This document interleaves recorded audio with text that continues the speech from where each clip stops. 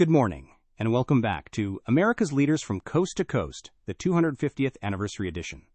I'm Stephen. And I'm Leah. We are heading to the Yellowhammer State today, Sweet Home, Alabama. Specifically, the 3rd District. This is Auburn University. This is the Anniston Army Depot. And this is the home of one of the most powerful men in the entire United States government. We are profiling Republican Mike Rogers. Mike Rogers is a titan. In a Congress where a lot of people just want to be famous, Mike Rogers wants to build tanks. He is the chairman of the House Armed Services Committee. That means he holds the pen for the NDAA, the National Defense Authorization Act. It is nearly $1 trillion of spending.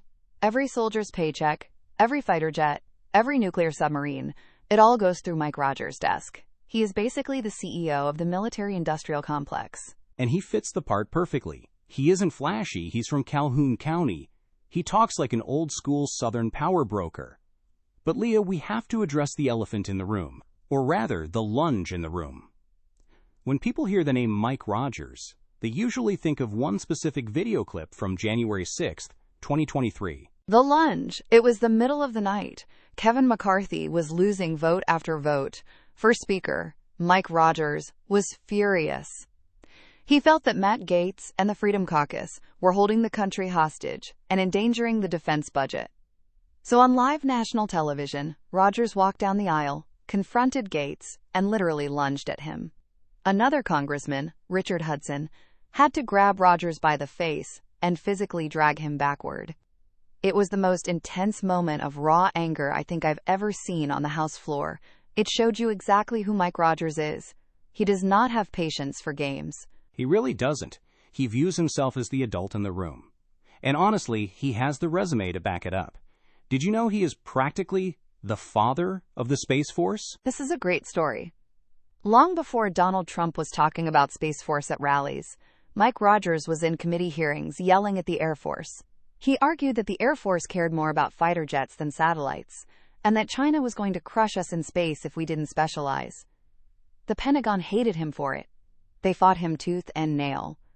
But Rogers won. He wrote the legislation that created the Space Force. He considers it his legacy. Every time you see a Guardian in uniform, that's Mike Rogers. Work. And he brings that same intensity to his district. ALO3 is a military district. It is the pit crew district. The Anniston Army Depot is there. It's this massive facility where they take old, broken tanks and rebuild them into brand new killing machines. Rogers protects that depot like a junkyard dog. If the Pentagon tries to cut funding for tank repair, Rogers puts it right back in the budget. He understands that in East Alabama, patriotism and the economy are the exact same thing. He also represents Auburn. War Eagle. It adds a whole other layer to his district.